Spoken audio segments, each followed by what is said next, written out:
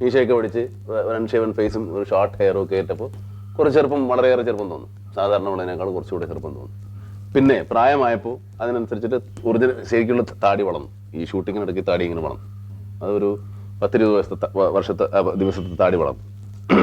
ആ താടിയെ നമ്മൾ അത് നരപ്പിച്ചു, മഞ്ഞയും വെള്ളയും ചേർന്ന നരയിട്ടു, ഒരു വിഗ് വെച്ചു. പിന്നെ മുഖത്ത് ഈ ഓൾഡ് സ്ട്രിപ്പിൾ സൊല്യൂഷൻ നമ്മൾ ഇത്രത്തോളം അടിക്കുക. ഈ ഇത്രത്തോളം സ്ട്രിപ്പിൾ ഇട്ട് കഴിഞ്ഞാലും പക്ഷെ നമ്മൾ ഇങ്ങനെ തന്നെ ഇരിക്കും ഈ സ്ട്രിപ്പിൾ ഇട്ട് കഴിഞ്ഞാൽ. പക്ഷേ സിനിമയിൽ ഷോട്ട് എടുക്കുന്ന സമയത്ത് ഈ മുഖം ഇങ്ങനെ നമ്മൾ ചുളിക്കണം.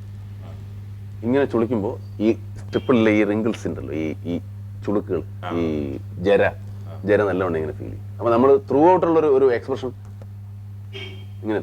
ഇങ്ങനെ ഒരു എക്സ്പ്രഷന്റെ ബേസ് വെച്ചിട്ട് വേണം ബാക്കിയുള്ള എക്സ്പ്രഷൻസ് ഇടാൻ.